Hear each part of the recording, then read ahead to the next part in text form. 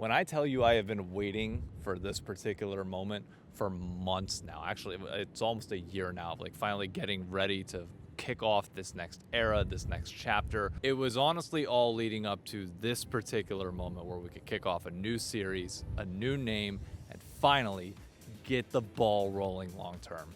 Welcome everybody to Harbor. Something that I gotta do with both on.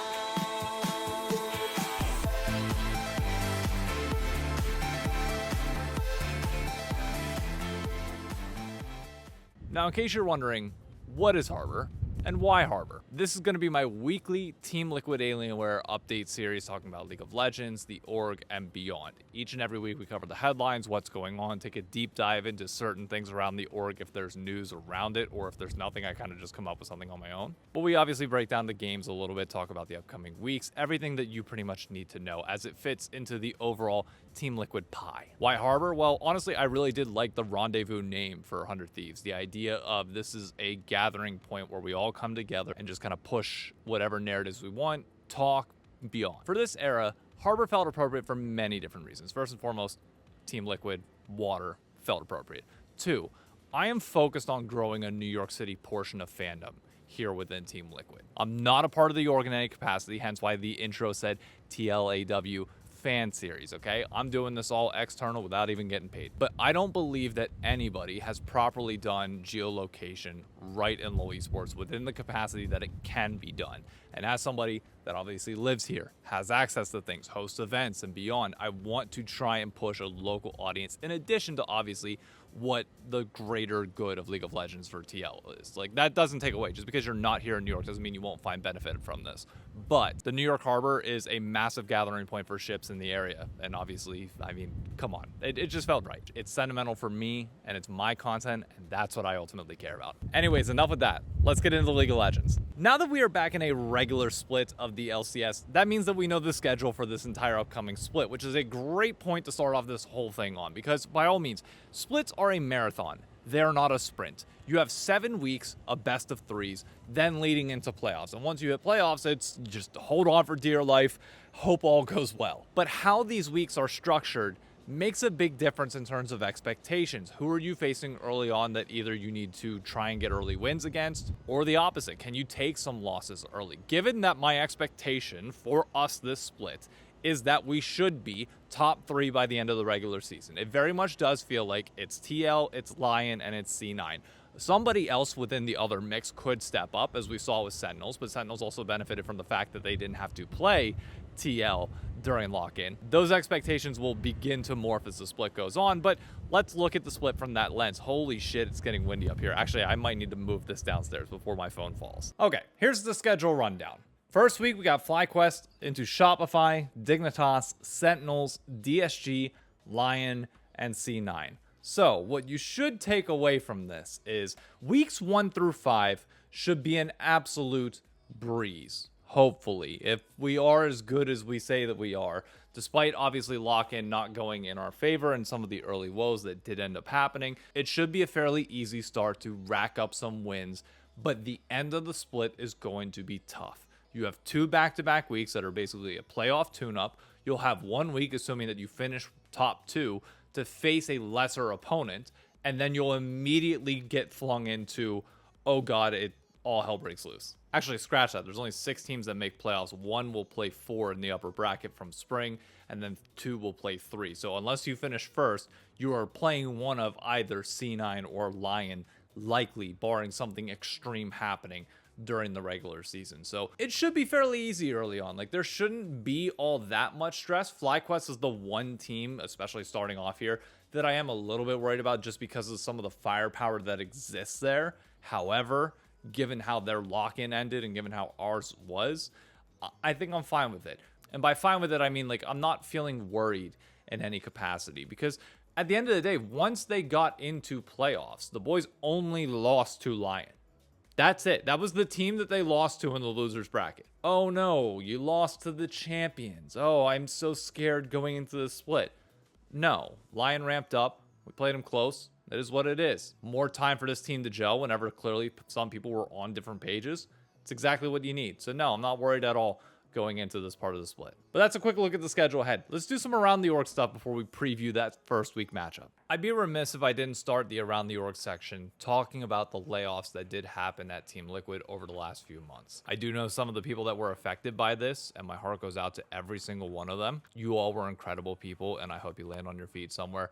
It is unfortunate that the second I start joining, it's one of the things that we have to talk about, which is corporate layoffs. They suck, and esports winter is nowhere close to done in any way, shape, or form, as the profitability of all this still remains a looming question, which is why the deeper dive into the around the org section today, I wanted to look into one particular person on the C-suite team, because I know there's a lot of people, whenever they come into a fandom, they want to learn about the history, and I've done a good bit of research on that, and I'm also familiar for the most part with TL's background as a whole.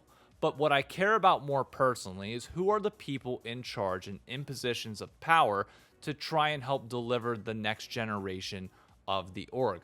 Yes, the last 25 years were great, but what about the next 25? What do they mean? Who's leading us in that direction? So when I took a look at the executive leadership that's available on the website, obviously the two co-CEOs were the two people that popped up. I don't want to talk about them. Let's go to the COO. That is Claire Hungate, a name that I'm assuming most people in League of Legends, I guarantee most people do not dig deep enough into the org to really pay attention to this type of stuff. So let me introduce you to who she is. I'll put Claire's LinkedIn on the side here. She's got a pretty steep history in traditional media, specifically with BBC. You hear a lot in the tech world of people having these startups that get bought out by bigger companies like Google and Apple.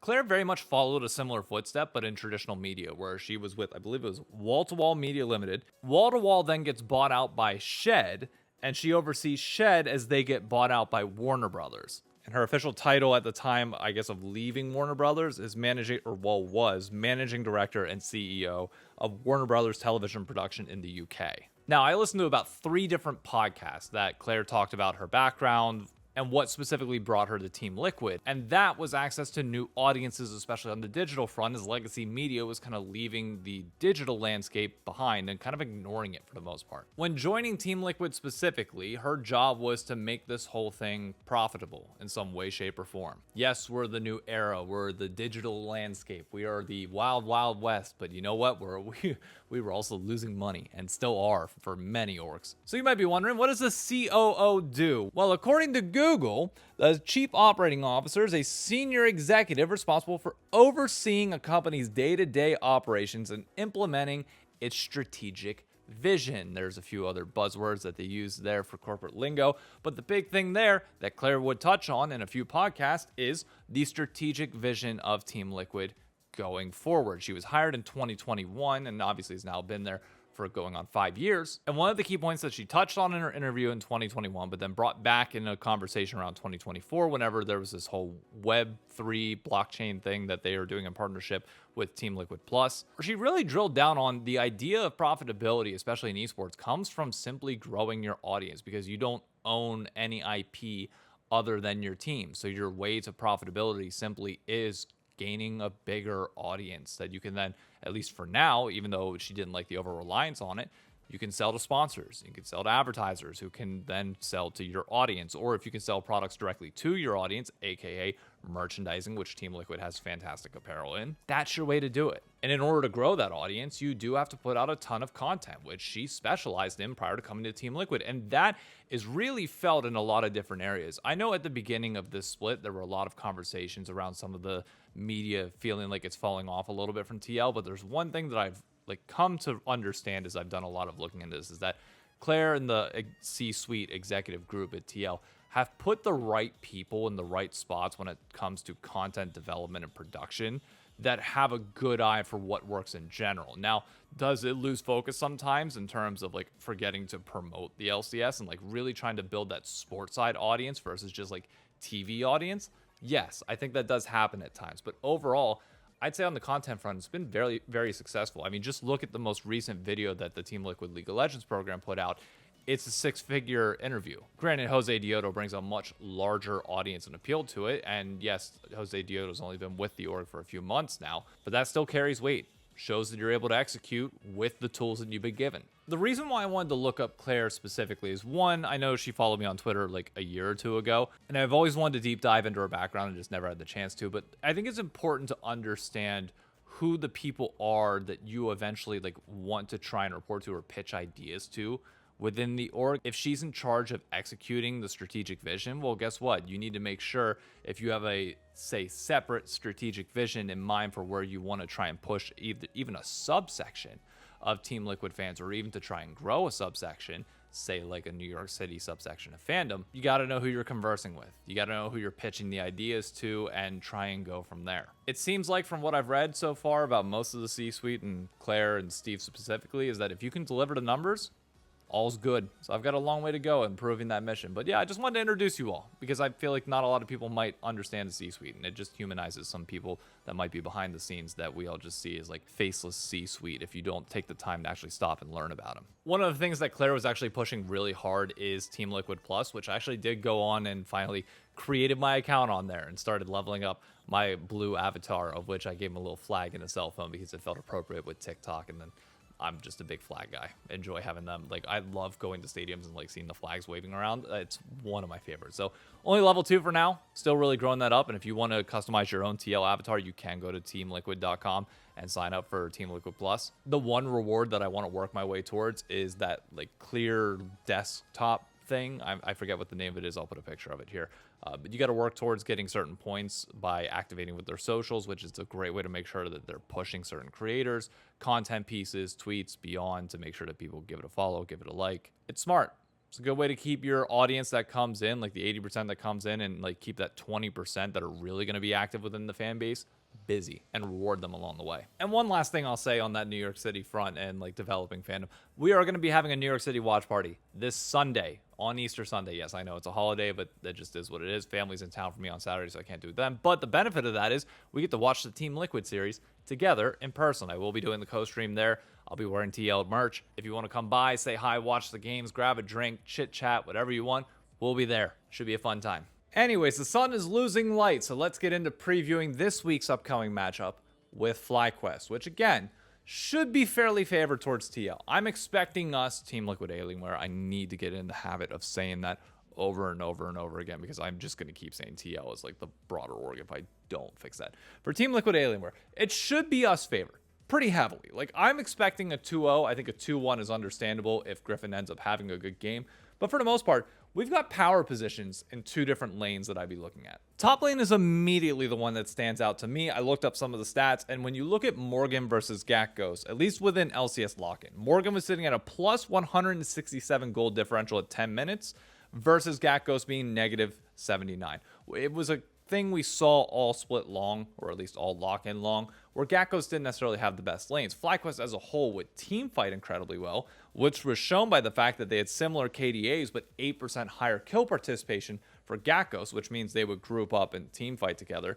Whereas for TL, whenever the woes came, everybody was kind of on their own separate pages, and also it was a lot of individual plays, which can by all means work if everybody's pushing out their lanes and winning individually. You kind of end the game before it gets to team fights. Think about like Gen G whenever they're in their prime and really just shutting people down. But it's also reflected in the damage percentages as well. 23% of Team Liquid's total damage came from Morgan, 25% of FlyQuest total damage came from Gakgos. The other difference I'd be looking at is support specifically, where the difference isn't going to be measured in statistics as much. I'm not versed well enough in support statistics to be able to point anything out that like really stands out, but it's Core JJ versus Cryogen. From a leadership point of view, the difference is insane. Now, in-game shot calling, this is one of the woes that I believe TL's had for a bit now, where it seems like TL might be able to get leads, but it just can't convert them, or it can't all come together for whatever reason. But Core JJ has a good mind for the game and should be able to convert that into wins over a rookie support. Like, the difference should be absolutely insane. And as long as Core JJ's hands are still on him and haven't fallen off entirely, we're good. All other lanes, I believe, will be for the most part equal. We've seen Quid versus Quad a lot. Quad would get the better of him, but obviously Quid is known for these pop-off highlight plays. Quad is very much a neutralizing mid laner. He's never going to pop off insanely well, or I mean, there were times that he did, but for the most part, he's just going to be stable, which is unfortunately for Quid, not the type of matchup that he typically succeeds well into, purely because Quid likes to go into volatile lane matchups and then will just out-hand check you. That's going to be a little bit more difficult against Quad, who will play back a little bit more and then will allow Griffin to be able to punish on top of that. But I think the hottest player on any of these teams right now is Jose Dioto. Man stepped up massively. I think looked fantastic all throughout lock-in. I'm expecting him to come out hot again. The one person, though, that I honestly have to call out, that we have to keep our eyes on, is going to be Yon. He is supposed to be this guy, at least from my time watching when I wasn't a fan of TL. He is this hyper-aggressive player, in theory, supposed to be this hyper-aggressive bot laner that gets leads in lane and then shoves it down your throat and makes it so oppressive for you. I remember splits where that was happening back in 2023, early 2024. But as of late, it's felt like he's a little bit more passive than most. I want to see him, if he's going to be aggressive, return to that prime form where it did feel oppressive. Or if he's going to play more passive in lane, if that is the identity that he wants to take on, fine, embrace it, pick the scalers that can also pop off in team fights. It's kind of tough early on in the split to sit here and say, what should the identity be? Does it roll over from last split? Is it something new entirely? Because we did listen to Spawn and the team talk about how scrims were different than how they would perform on stage, where on stage it would slow down versus the high tempo that would be happening in scrims, where they would be willing to, just play it a little bit more high octane. I don't know what we're going to see when it hits the Rift on Sunday. It can take on a million different forms, and I'm not going to be upset with any of them. I just want it to be good. I want it to be a little bit messy at times, because I think that makes it entertaining personally. I've never been one to just sit here and be like, sit back, scale, and play a clean League of Legends all the way through. I think you got to get your hands dirty and play in the mud a little bit. At least that's my style of League of Legends that I personally enjoy watching. I mean, most of you will remember the times that TL did play 100 Thieves, and it was very sloppy, but they were some of the most entertaining games that existed. I love that type of stuff. Give me some of that this split if possible. Or if it is going to slow down, just, dear God, don't make the stupid mistakes. Don't fight fights that you shouldn't be fighting early on. Wait for your right moments. That's something that Lion and Inspired have done well. Take lessons from that, but we'll see. Anyways, folks, that's going to be it for me here on the first episode of Harbor. I know this is a little bit more all over the place. Trust me, I felt it when recording this. Things were a little bit more disjointed than they have been. It takes a little bit to get back into the flow of talking about it from the biased fan perspective, which is different than how I've been kind of angling content for the last few months. This will get better as time goes on. Let me know any feedback you got for the series. Obviously, I'll try and flush out certain points. We'll have different things to talk about as time goes on. But I hope you learned a little bit about what's going to be upcoming with this split. Claire, the COO of Team Liquid. And we got many, many, many more weeks to come. Should be a fun ride. I hope you're all are ready, because I know I sure as hell am. It feels good to be back.